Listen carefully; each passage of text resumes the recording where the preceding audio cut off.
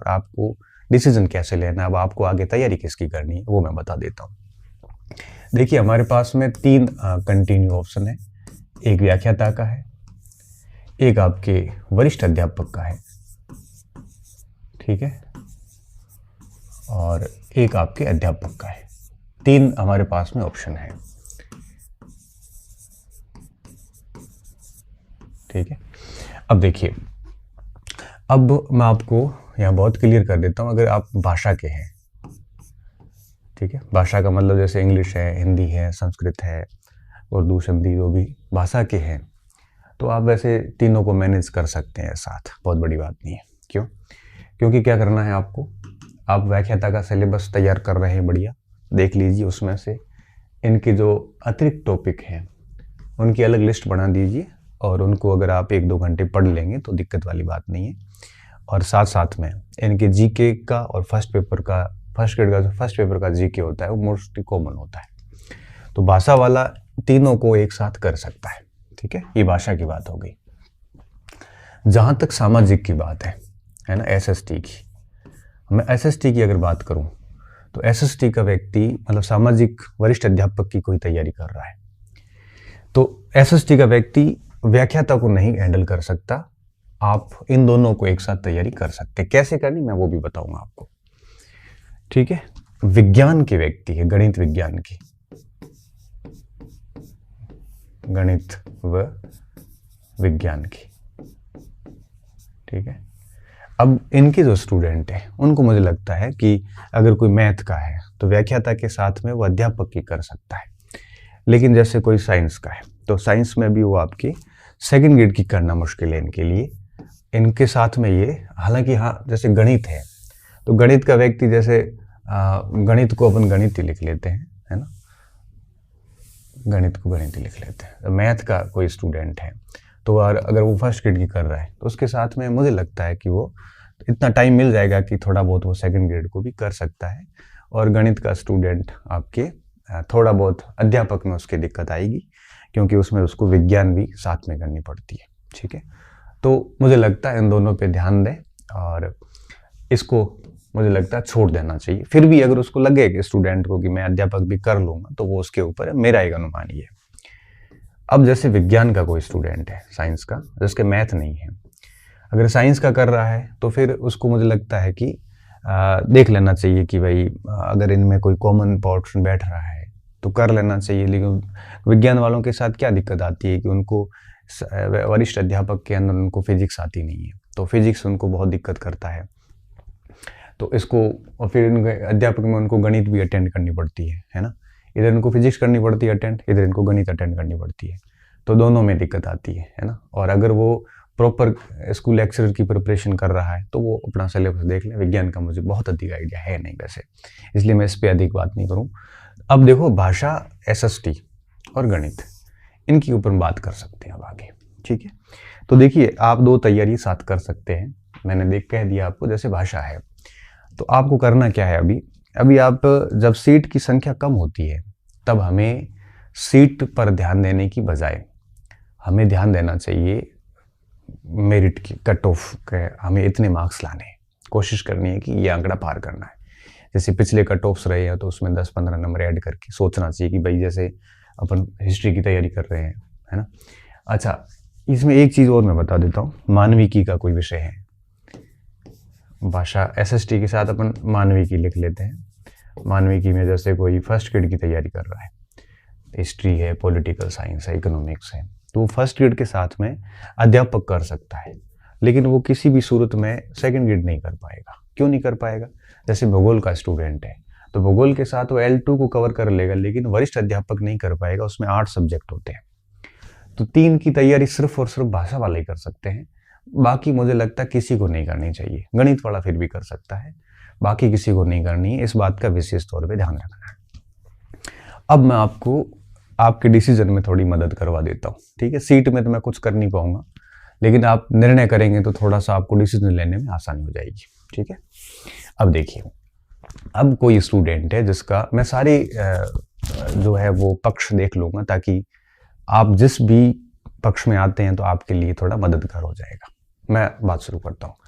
अब वे स्टूडेंट जो पिछले कई महीनों से या सालों से या कुछ समय से केवल फर्स्ट ग्रेड को फोकस किए हुए हैं, केवल फर्स्ट ग्रेड को।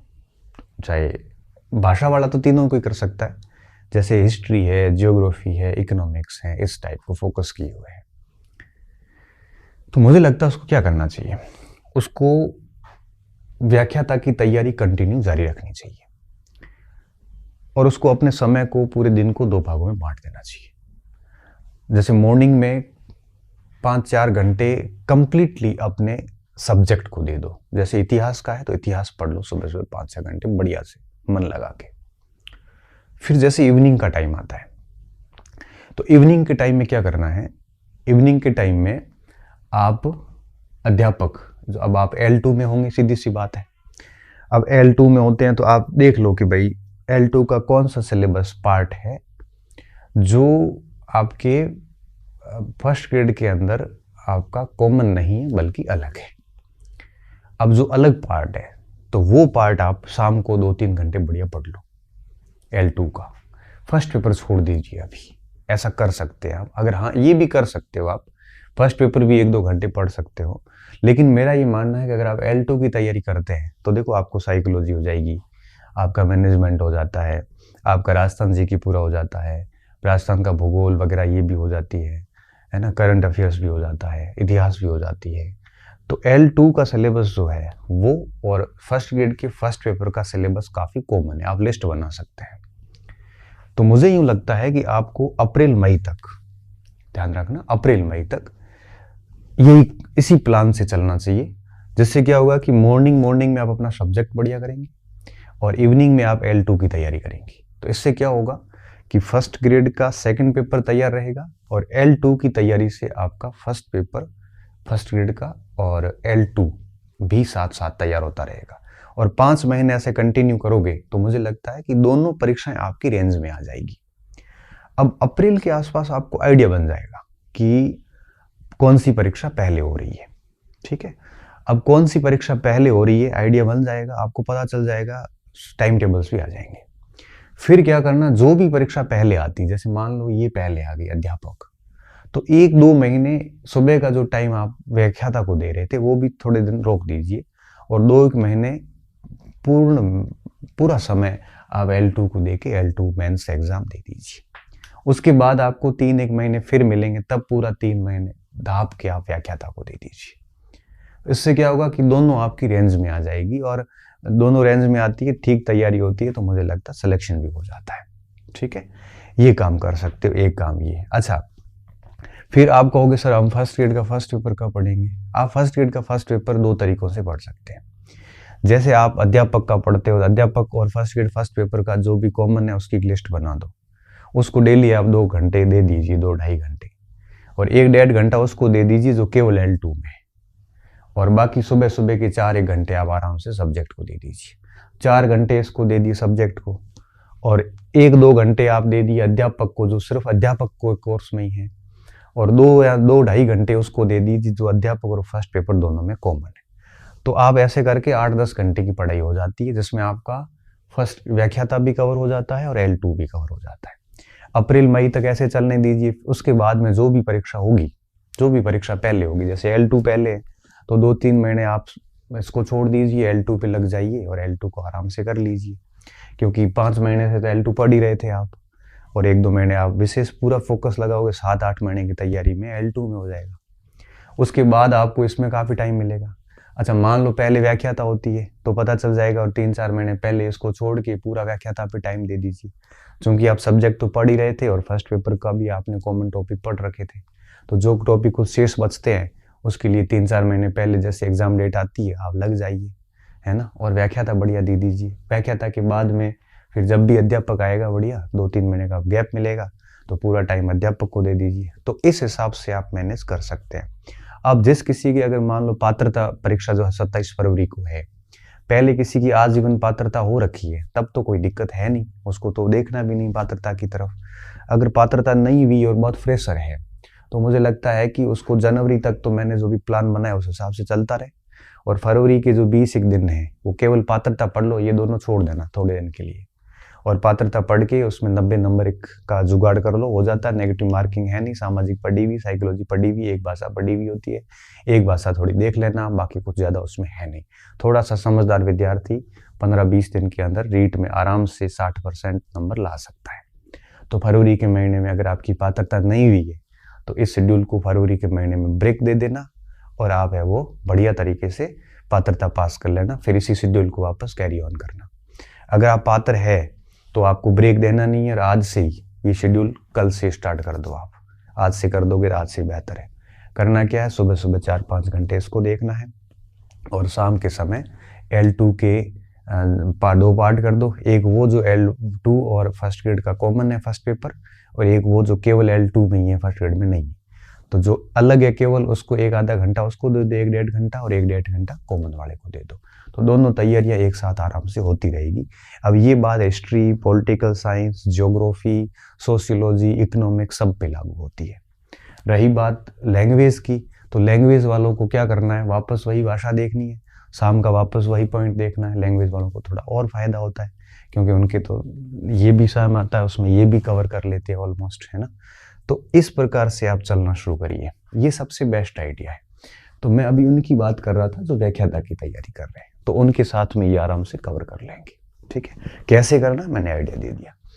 अब आते हैं दूसरे वे स्टूडेंट जो व्याख्याता की नहीं कर रहे हैं, बल्कि कई समय से स्कूल लेक्चर व्याख्याता की कर रहे हैं, स्कूल लेक्चर की नहीं कर रहे हैं। उन्होंने स्कूल लेक्चर की तरफ कभी ध्यान नहीं दिया। उनको मैं आपको बताना चाहूँ उनको क्या करना है। उनको जिन्होंने यही किए तो उनके लिए ये बिल्कुल छोड़ दो, आप व्याख्याता तो दिमाग से निकाल दीजिए, कोई मतलब नहीं है। और आपको क्या करना है, वरिष्ठ अध्यापक वालों को क्या करना है, उनको अध्यापक पे साथ में ध्यान देना है। ये सारे के सारे इधर दे सकते हैं ध्यान। कैसे देना मैं आपको आइडिया बता देता हूँ। जैसे SST का कोई स्टूडेंट है तो सुबह सुबह तो उनको वापस वरिष्ठ अध्यापक में अपने सब्जेक्ट पे ध्यान देना है। जैसे सामाजिक है, 5-7 घंटे बढ़िया सब्जेक्ट पढ़ लो आप, ठीक है। और फिर इवनिंग के टाइम में वरिष्ठ अध्यापक के सिलेबस के इतर जो भी तो पोर्शन है L2 के, उनकी आप सिलेबस की लिस्ट बना देना और देख लेना उसकी अध्यापक का सिलेबस और सेकंड ग्रेड के फर्स्ट पेपर का सिलेबस। वापस वही पॉइंट, पूरे दिन को 3 भागों में बांट दो। इनको भी मैंने यही कहा था, इनको भी यही कह रहा हूँ, 3 भागों में बांटना। एक मोटा भाग तो देना है आपको सब्जेक्ट को, एक भाग देना है आपको सेकंड ग्रेड के फर्स्ट पेपर और L2 में जो कॉमन पोर्शन है उसको, और एक भाग देना है उनको जो केवल L2 में ही है। आप भी वैसे ही चलते रहिए और मार्च अप्रैल तक यूं ही चलते रहिए। अब ये तो तय है कि वरिष्ठ अध्यापक की परीक्षा जो है वो आपके फर्स्ट ग्रेड के बाद ही होगी, ये तो तय बात है। तो फिर क्या करना है, इनमें से जो भी पहले होती है तो 2-3 महीने आप उस परीक्षा पे पूरा फोकस करिए, इसको छोड़ दीजिए या इसको छोड़ दीजिए, और फिर उसके बाद वापस वो की वो सेम बात, ठीक है। ये सिस्टम चलिए। वही अगर पात्रता हो रखी है तो टेंशन नहीं है, अगर आजीवन पात्रता नहीं है आपके पास में तो ऐसी स्थिति में आप फरवरी का ब्रेक लेके पात्रता को कंफर्म कर लीजिए और उसके बाद में कंटिन्यू अपनी तैयारी को जारी रखिए। ये एक अच्छा ऑप्शन है कि आप 2 परीक्षाओं को एक साथ ऐसे लेके चल सकते हैं। अब आप मुझे ये पूछ सकते हो सर क्या ये 2 नावों में सवार होने जैसा तो नहीं है? ये बिल्कुल नहीं है। क्यों नहीं है? क्योंकि अगर आप फर्स्ट ग्रेड की तैयारी कर रहे हैं तो आप लगभग 60-70% कोर्स इसका मैच करता है। तो ये 2 नाव नहीं, 2 नाव कब होती है? जैसे आप हिस्ट्री में फर्स्ट ग्रेड की तैयारी कर रहे हैं और सामाजिक में सेकंड ग्रेड करना चाहते हैं, ये 2 नावें आप दोनों में फेल होंगी। ऐसा नहीं होता, इसलिए कह रहा हूँ कि आप व्याख्याता के साथ में इसको कवर कर सकते हैं और वरिष्ठ अध्यापक के साथ अध्यापक को कवर कर सकते हैं क्योंकि इनका मोटा मोटा सिलेबस कॉमन है। अब आपको दिन को ठीक तरीके से मैनेज करना है, ठीक है। अब मैनेज कैसे होगा? एक तो लिमिटेड मटेरियल रखिए, आप बहुत अधिक सामग्री मत रखिए। दूसरा, ये ज़्यादा आप सोशल मीडिया वगैरह इन सब चीज़ों से दूर होइए, नहीं तो आपका समय खराब हो जाएगा। तीसरा, आप ये बॉल बाई बॉल कमेंट्री में मत फंसिए। किस सर ने क्या कहा, किस सर ने क्या कहा, सरकार ने ये कर दिया, सरकार ने वो कर दिया, ठीक है। एक आधा ट्वीट करके ख़त्म करके छोड़ो, पूरे दिन फिर पढ़ाई करो। पे आउट के चक्कर में रहोगे तो वहाँ से मिलना कुछ नहीं है और समय आपका और अतिरिक्त खराब होगा, है ना। तो इन चीज़ों से दूर होकर आप तैयारी कीजिए। इससे क्या होगा, दोनों में से अगर एक में सिलेक्शन हो जाता है बढ़िया बात है, दोनों में होता तो और बढ़िया बात है। मान लो नहीं भी होता है, आप बहुत खराब स्थिति सोच के चलते हैं तब भी होगा क्या, क्योंकि गवर्नमेंट दूसरी भर्ती भी निकालेगी तो तय बात है, क्योंकि इतनी कम पोस्ट है, बढ़ेगी तब भी सीटें खाली रहेगी आगे। ऐसा नहीं है कि सीटें खत्म होगी विद्यालयों में। कई लोगों ने तो ये माहौल बनाना शुरू कर दिया कि सीटें ही नहीं। अब क्यों क्यों क्यों गलत लिखते हो आप? मुझे अभी तक समझ में नहीं आया कि हम दूसरों से हट के लिखने के चक्कर में बच्चों को क्यों उलझाते हैं। मुझे बड़ा दुख होता है। मैं वीडियो भी बनाना नहीं चाहता हूँ। आपने नोटिस किया होगा मैं कितना एक आधे महीने में एक आधी बार आता हूँ। और कब आता हूँ? जब मार्केट में इतना खराब माहौल होता है ना, जब मुझे एक वीडियो बनाना पड़ता है। और ये माहौल खराब कौन करते हैं? हम लोग ही करते हैं। हम लोग क्या करते हैं? हालांकि मेरे को इससे बाहर निकाल रहा हूँ हमसे। क्यों? क्योंकि मैंने कभी भी बेबुनियादी या गैर जिम्मेदाराना बयान ना दिया, ना कभी लिखा। कई शिक्षक लोग व्यूज के चक्कर में, अपने आप को अलग दिखाने के चक्कर में कुछ भी लिख लेते हैं कि अब सीट ही नहीं है। अरे भाई, सीट कैसे नहीं है? सेकंड ग्रेड की 25,000 सीटें खाली पड़ी है, फर्स्ट ग्रेड की 17,000 सीट खाली पड़ी है। कैसे नहीं है सीट? अब स्कूल में जाके पता करो। आप बाड़मेर जैसलमेर इस एरिया में जाके देखो, आप हर विद्यालय में 5-5 सीटें खाली पड़ी है। कैसे सीट खाली नहीं? खूब सीटें हैं, नए विद्यालय बन रहे हैं, उनमें सीट क्रिएट हो रही है। अब इन चीज़ों को क्या है कि हम ऐसे नहीं बेबुनियादी बातें कर सकते कि सीट नहीं है या नहीं।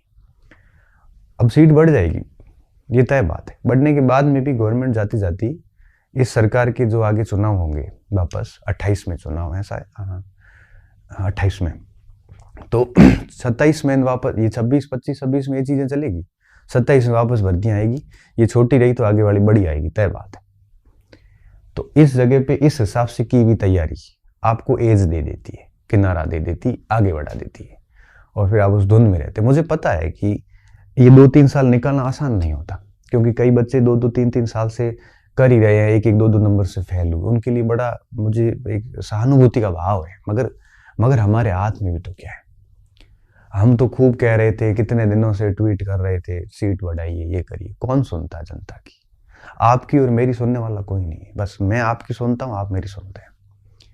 सरकार को आपसे और मेरे दोनों से मतलब नहीं है। ज़्यादा हम बोलेंगे तो हमारे ऊपर वो तैयार है सारा मामला। तो नीति निर्माता नहीं सोचते हैं कि ग्राउंड रियलिटी क्या है। बच्चों का भविष्य भी, विद्यालयों में सीटें खाली है, उनको भरिए ना, आप प्रोसेस करवाइए। 5-5 साल में एक भर्ती क्यों करवाते हो? नियमित करवाइए। अब नियमित अगर आप हर साल करवाते हैं तो भले आप 20 सीट में निकालो, कोई फर्क नहीं पड़ता। क्योंकि एक जैसे 24 में 20 सीट पे लेक्चर की भर्ती है, कोई फर्क नहीं पड़ेगा। क्यों? क्योंकि अगर 24 में नहीं हुआ तो 25 में कर लेंगे। आप 4 साल में एक भर्ती पूरी करते हैं, 4 या 5 साल में, उसमें फिर ये पोस्ट आती है, तो फिर थोड़ा सा दुख होता है। और वो थोड़ा क्या, बहुत दुख होता है। समय, उम्र गुजर रही होती है, संकट बढ़े हुए होते हैं व्यक्तियों के। एक व्यक्ति के लिए एक दिन रहना बड़ा मुश्किल हो रखा है। शहरों में रूम लेके रहते हैं, उधार ले लेके, गहने बेच के, क्या क्या कंडीशन में बेचारे बच्चे पढ़ रहे हैं, ये सोच के कि सिलेक्शन हो जाएगा। कोचिंग पढ़ रहे हैं, फीसें भरते हैं, एक दिन का खर्चा चलाना बड़ा मुश्किल हो रहा है। और ऊपर से जब ये चीज़ें आती है तब बच्चे को लगता है यार आगे 2 साल अब मैं और कैसे निकालूंगा। और उनकी मैं उस भावनाओं को समझ सकता हूँ। लेकिन एक शिक्षक के पास कुछ भी नहीं है, एक मोटिवेट करने के अलावा, या मार्गदर्शन देने के अलावा, या डिसीजन मेकिंग करवाने के अलावा।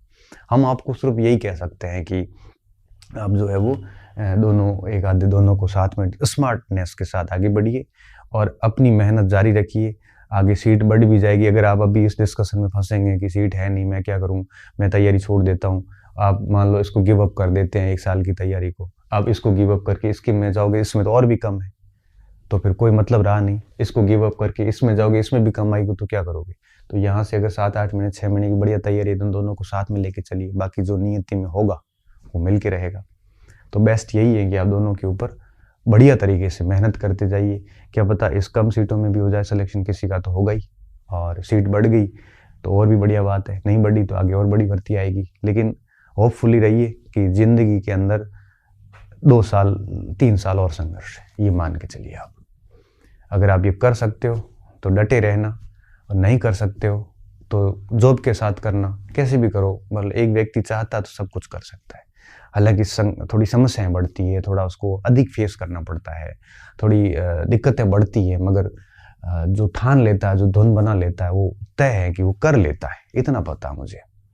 तो मैं इतनी बात ही करूँगा। और छोटे छोटे जो भी कुछ चीज़ें हैं आप विज्ञापन पढ़ लेना, सारी चीज़ें उसमें क्लियर लिखी हुई है, उस पर मैं बात नहीं करूँगा। मेरा मकसद सिर्फ इतना था कि आपको टाइम को आगे कैसे मैनेज करना है, मेरा मकसद सिर्फ इतना था कि आप एक निर्णय लेके आराम से पढ़ें, ज़्यादा विचलित नहीं। अभी आपका मन स्थिर नहीं है, अस्थिर हो रखा है इतना सारा कुछ चीज़ें देखने के बाद में। तो बस मेरा एक फ़र्ज़ था कि मैं आपको थोड़ा सा शांत करूं और आप वापस कम सीट होने के बावजूद भी एक उम्मीद के साथ में पढ़ना शुरू करें कि जो होगा वो होके रहेगा। हम हमारी पढ़ाई करते हैं, हमारे पास में यही होता है, ठीक है। और आगे फिर कोई ऐसी स्थिति आएगी तब अपन फिर वापस वीडियो बना देंगे, ठीक है। बहुत बहुत धन्यवाद विद्यार्थियों, अच्छे रहिए, मस्त रहिए, पढ़ते रहिए और बस उम्मीद के साथ पढ़ते रहिए। और इससे ज़्यादा तो हम क्या हेल्प कर सकते हैं आपकी।